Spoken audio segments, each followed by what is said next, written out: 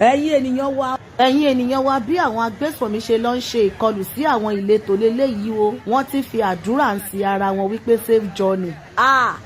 Ẹ fẹ́ lọ pa àwọn èèyàn sọ wípé safe journey. Ẹ wo àwọn náà lẹ́ ń wò yìí àwọn prodigal son. Ẹ wo bí àwọn prodigal son ẹ wo bí wọ́n ṣe ya wọ̀lú o. Ẹ wò wọ́n àwọn lẹ́ ń wò yìí o lórí ọ̀kadà àti àwọn irinṣẹ́ tó wà lọ́wọ́ wọn. Ẹ wò wọ́n àwọn ọ̀kadà tuntun tí wọ́n gbà lọ́wọ́ ará ìlú tó bá ti jí àwọn èèyàn gbé tó gba owó wá ti ní kí wọ́n ti gbé ọ̀kadà tuntun wá. Ẹ ti rí wọn ṣe rí àwọn prodigal son àwọn first class citizen. Elédùmarè kò ṣàánú fún wọn. Ẹ wo ìgbé ayé tí wọ́n ń gbé. Ẹ wo bí wọ́n ń ṣe yàlà tó ń ṣe yòlò ní ìlú tó lọ́ba tó ní ìjòyè. Ẹjọ́ ibi tí wọ́n wà yìí ṣé àwọn air force àwọn ológun ṣé wọn ò lè lọ ju àkàrà sí àárín wọn níbi tí wọ́n wà yìí ni.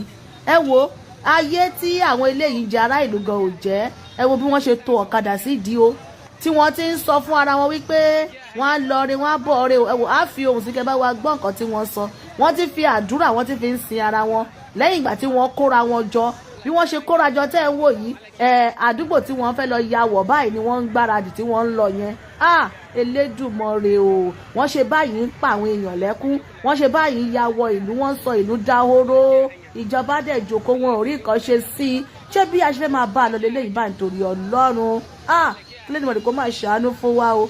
Amẹ́ríkà ẹ jọ̀ọ́ ẹ bá wa dá sọ̀rọ̀ yìí gbogbo àgbáyé ẹ dá sí ọ̀rọ̀ inú ìlú yìí kí àwọn kinní burúkú wọn kí wọ́n má para ìlú tán. Gbogbo àgbáyé please help us o help us in Nàìjíríà o help us o ẹyẹ ni ọ wá ṣé ká rí èròǹgbà yín ní abẹ́ fọ́rọ̀ yìí o.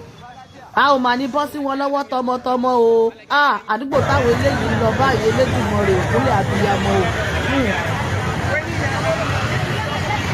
Allah sauke ku lafiya. Allah kiyaye hanya. Allah kiyaye hanya. Allah sauke ku lafiya. Allah kiyaye hanya. Allah kiyaye hanya.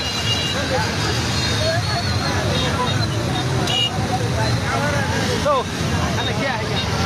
Allah sa sauka lafiya. Allah kiyaye hanya.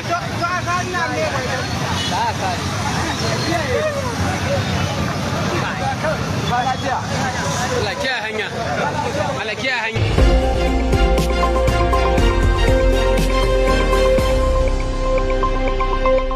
Àṣàkẹ́ TV show.